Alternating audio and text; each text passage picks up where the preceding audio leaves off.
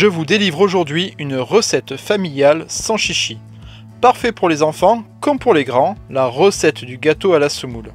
Ma Madeleine de Proust à moi. Le gâteau de mon enfance. Allez, on préchauffe son four à 180 degrés et on attaque la recette.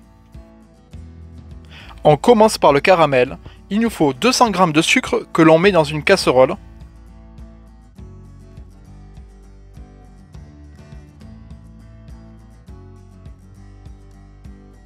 Une cuillère à soupe de vinaigre blanc, ça c'est la petite astuce, pour ne jamais rater son caramel.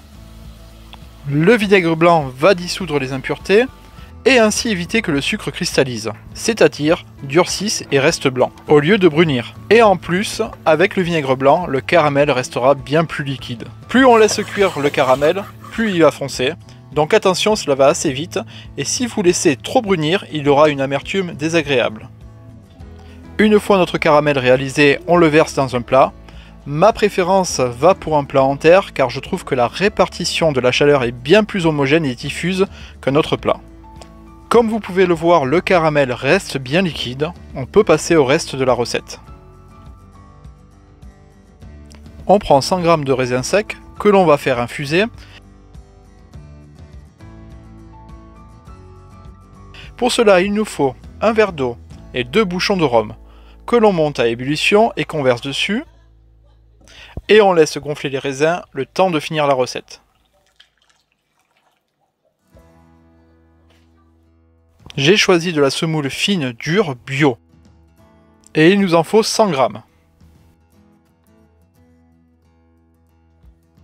1 litre de lait demi-écrémé dans une casserole.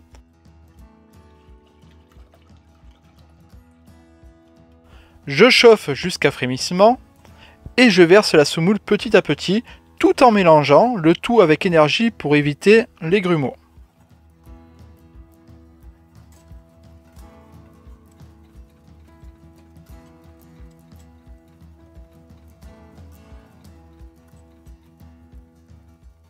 Notre mélange commence à s'épaissir et on va le cuire jusqu'à obtenir la bonne texture.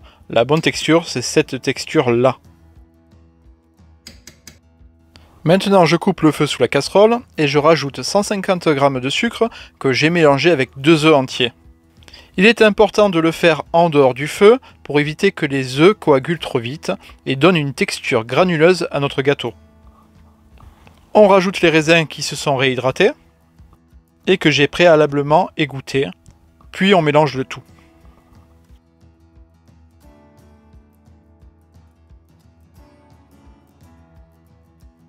Et je verse mon appareil, c'est-à-dire mon mélange dans le plat en terre, sur le caramel qui a eu le temps de refroidir.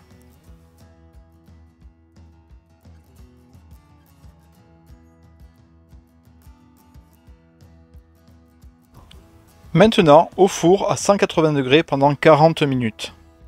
Voilà, 40 minutes après, le gâteau est cuit, mais attention, il va falloir encore patienter, gourmands que nous sommes. Car le gâteau à la semoule est un dessert qui se mange froid, voire bien frais. Sur cette recette, nous pourrons facilement faire 8 belles parts, que nous servirons dans une assiette. Avec un caramel beurre salé, c'est parfait. Dites-moi dans les commentaires si vous voulez la recette. Je me ferai un plaisir de vous faire une vidéo dessus.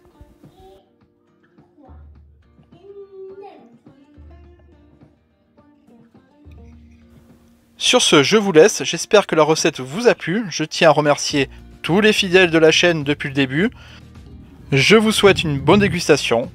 Moi, de mon côté, je n'en laisse pas une miette. Je vous dis à bientôt pour de nouvelles recettes.